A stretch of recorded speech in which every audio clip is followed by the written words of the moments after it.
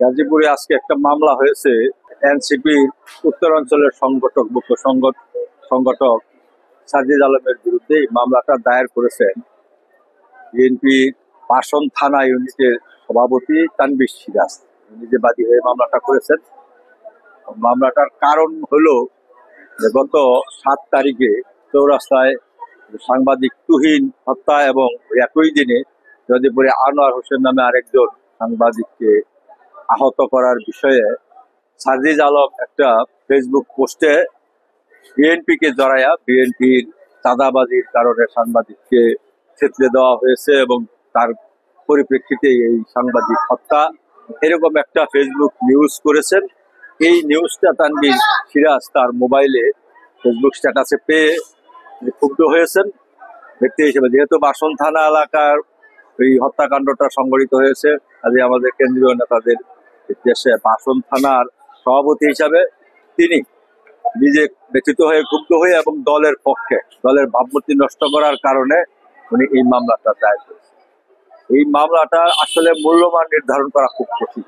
কোনো সম্মানেরই মূল্যমান নির্ধারণ করা যায় না।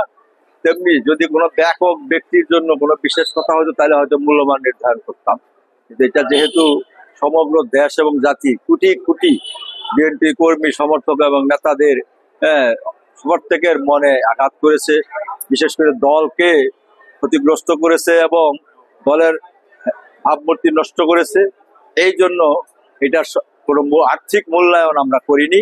আমরা মূলত যেটা চেয়েছি, এটা দণ্ডবিধির 500 এবং 501 এবং 505-এর ডি ধারায় এই মামলাটা দায়ের করেছি।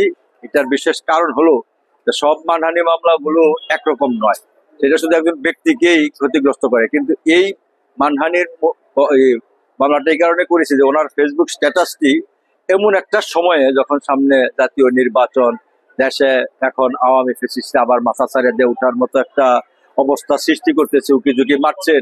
ঠিক এমনি সময়ে এই দেশে আরেকটা এই ধরনের একটা স্ট্যাটাস দিয়ে সামাজিক বিশৃঙ্খলা সৃষ্টি এবং দলে দলে হানাহানি সৃষ্টি করার মতো একটা উস্কানিমূলক বক্তব্য এটা ছিল, যার কারণে দেশের সামগ্রিকভাবে আইনশৃঙ্খলা পরিস্থিতি অবনতি হওয়ার উপক্রম হবে। বিধায় আমরা 505-এর ডি এই ধারাটা সংযোজন করেছি।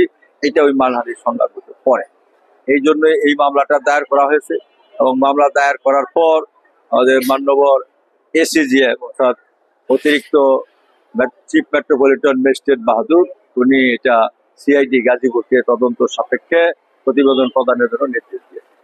আইসিটির আইনে এই মামলা করিনি। আর আইসিটিটা মূলত সাংবাদিকতা এরকমের বিষয়ের সাথে জড়িত হয়। আর ইদানিং আপনারা জানেন যে আইসিটির আইনটাই আওয়ামী ফ্যাসিস্টের একটা নিবর্তনমূলক আইন ছিল, বিধায় এই সরকার এই আইনটা বাতিলও করেছে এবং এটার কিছু কিছু সেকশন বাতিল করেছে, আইনটা আবার নতুন করে করার একটা উদ্যোগ নিয়েছে। আমরা এটা আইসিটির আওতায় নিয়ে আসছি না।